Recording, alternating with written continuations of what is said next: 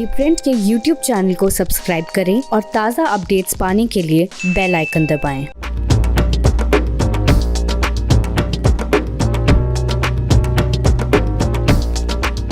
प्रधानमंत्री ने संसद के शीतकालीन सत्र के पहले दिन ये कहा कि सरकार हर मुद्दे पर बातचीत करने के लिए तैयार है, हर मुद्दे पर डिस्कशन करने के लिए तैयार है। और उसके थोड़ी देर के बाद सरकार ने जो 3 कानूनों को रिपील करने का जो बिल था वो बिना किसी डिबेट के वॉइस वोट से पारित हो गया। यानी कि प्रधानमंत्री ने जो कहा था कि बातचीत और बहस के बाद हर मुद्दे पर सरकार तैयार है, लेकिन बिना बहस के रिपील बिल जो था वो पारित हो गया।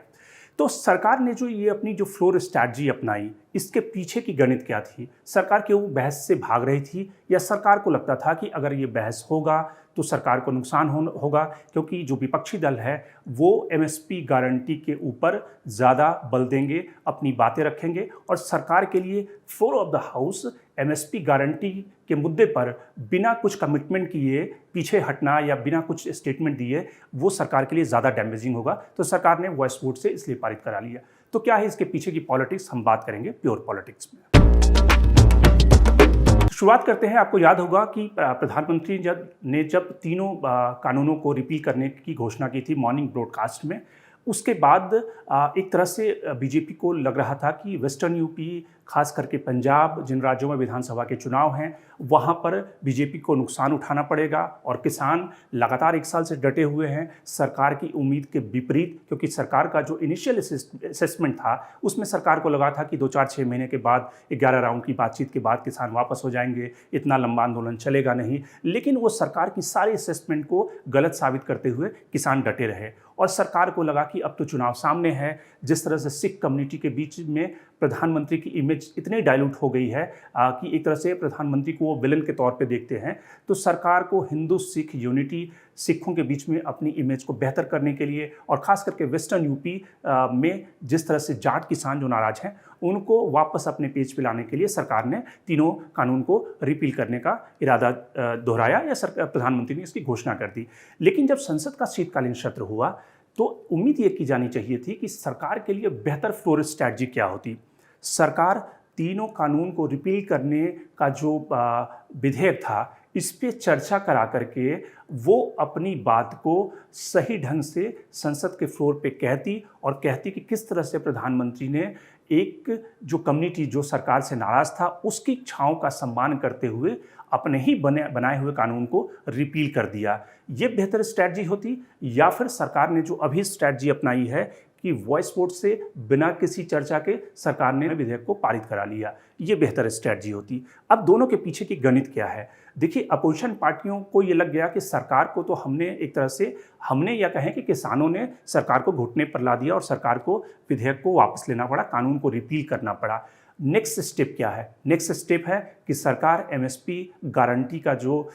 किसान संगठन कानून बनाने की बात कर रहे हैं उस पे सरकार को घुटने पर लाना, ये अपोजिशन की स्ट्रैटेजी थी। सरकार को लगता है कि ये एक आगे ज़्यादा हुआ कदम है, क्योंकि उन्होंने कानून को तो रिपील कर दिया, कानून को उन्होंने ठंडे बस्ते में डाल दिया, कानून को स्क्रैप कर दिया, लेकिन एमएसपी गारंटी पर सरकार अभी तक मन नहीं बना पाई है। सरकार को लगता है कि एमएसपी को गारंटी करने पर एक जो एक्सपेंडिचर है वो सरकार का काफ़ी बढ़ेगा, और जिसमें कि सरकार इस समय हाँ ना की स्थिति में है कि वो ये देखना चाहती है कि ये आंदोलन और आगे जा सकता है या इस 3 कानून को रिपील करने से ही उनकी बात बन जाएगी। तो एमएसपी पे अभी तक उनके पास क्लैरिटी नहीं है कि गारंटी करने का कानून दें या न दें, क्योंकि अगर वो गारंटी करने का कानून उसको लीगलाइज करते हैं तो एक पेंडोरा बॉक्स खुल सकता है, जो सरकार के कई सारे लोग मानते हैं कि अभी तो 23 जो फसलें हैं उसके लिए एमएसपी की बात हो रही है, कल की तारीख में इस पे और 30 फसलें आ जाएंगी, एड ऑन होता जाएगा, पोल्ट्री, फिश और डेयरी आइटम, इनके लिए भी एमएसपी की बात हो सकती है। तो सरकार के लिए एक पेंडोरा बॉक्स खुल सकता है और सरकार के ऊपर हैवी एक्सपेंडिचर आ सकता है, खास करके ऐसे समय में जबकि इकॉनमी पिकअप कर रही है, कोरोना का फॉल आउट इफेक्ट है। तो वैसे समय में सरकार कमिट नहीं करना चाहती, और इसलिए सरकार को ये लगा कि अगर विधेयक के ऊपर चर्चा होगी और जब विपक्षी पार्टियां गोलबंद होकर सरकार के ऊपर दबाव बनाएंगे कि एमएसपी गारंटी आप दो, जो कि राकेश टिकैत और किसान संगठन मांग कर रहे हैं, तो सरकार को फ्लोर ऑफ द हाउस बिना उस पर कुछ कमिटमेंट किए हुए अगर वो सरकार वहाँ से भागती है तो सरकार और पार्टी के लिए और गलत मैसेज जाएगा किसानों के बीच में, सिखों के बीच में, वेस्टर्न यूपी में खास करके, जहां पर सरकार लाभ उठाने की स्थिति के लिए उन्होंने कानूनों को रद्द किया है। तो बेटर स्थिति यह है कि फ्लोर मैनेजमेंट ने कि वॉइस वोट से विधेयक को पारित कराओ बिना किसी डिस्कशन के, और अपोजिशन को जो अपनी बातें रखनी है वो अपना चिल्लाते रहें, अपनी बात करते रहें, लेकिन डिबेट होने की स्थिति में सरकार को उसका पॉलिटिकल डिविडेंड नहीं मिल पाएगा, बल्कि अपोजिशन अपना पॉलिटिकल डिविडेंड उठाएगा वो एमएसपी पर सरकार को कॉर्नर करके। तो इसलिए सरकार ने बिना किसी लाग लपेट के इसे वॉइस वोट से लोकसभा में पारित करा दिया।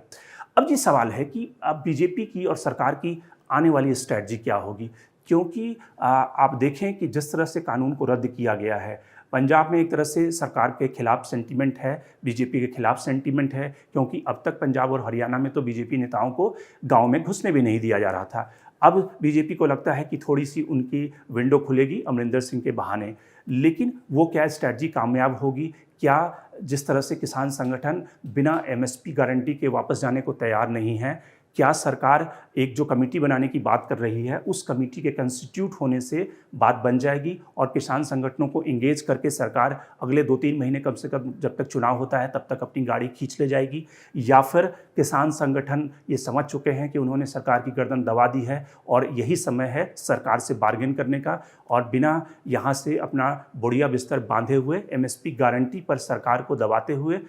उस पर कमिटमेंट लें और तब वहाँ से उठें? ये किसान संगठनों की स्ट्रैटेजी होगी। लेकिन बीजेपी और सरकार के लिए नई जो मुसीबत है वो एमएसपी गारंटी की मांग है, और जो आने वाले दिनों में जिस तरह से वो लेबर कोड से लेके इलेक्ट्रिसिटी बिल जो कि पार्लियामेंट में पेंडिंग है, जिसको इस सेशन में, विंटर सेशन में सरकार पारित कराना चाहती है, किसान संगठन उस पर भी अपनी बात रख रहे हैं। तो सरकार के लिए और ज़्यादा मुसीबत बढ़ सकती है, जिस तरह से लेबर कोड से लेकर इलेक्ट्रिसिटी का कानून, और कई सारे किसान संगठन तो ये भी कह रहे हैं कि जिस तरह से डीजल व्हीकल को स्क्रैप किया गया है कि आप 10 साल के बाद नहीं चला सकते, उसके लिए भी उन्हें कानून चाहिए कि वो उसको 15-20 साल तक चलाए। तो एक तरह से किसान संगठनों को लग चुका है कि सरकार कमज़ोर है इस समय और वो अपना चुनावी नुकसान नहीं कराना चाहती है, और मोदी सरकार को सिर्फ एक बात से डर लगता है, वो डर क्या है? चुनाव में हारने का डर। और इसलिए इस हार के डर से अगर उसके बदले में किसान संगठन कुछ और ले जाएं तो इसमें कोई बड़ी बात नहीं है, और इसलिए दबाव उनका बदस्तूर जारी है। अब देखने वाली बात होगी कि किस तरह से आने वाले दिनों में सरकार एमएसपी गारंटी के ऊपर सरकार का स्टैंड क्या होता है, सरकार झुकती है या फिर कमेटी के बहाने सरकार एक स्केपगोट रूट बनाकर बाहर निकल जाती है। Shankar Ramesh, the print. लेकिन आप हमारे YouTube चैनल को सब्सक्राइब करना ना भूलें, अपने कमेंट्स, अपने रिएक्शन लगातार हमें भेजते हैं।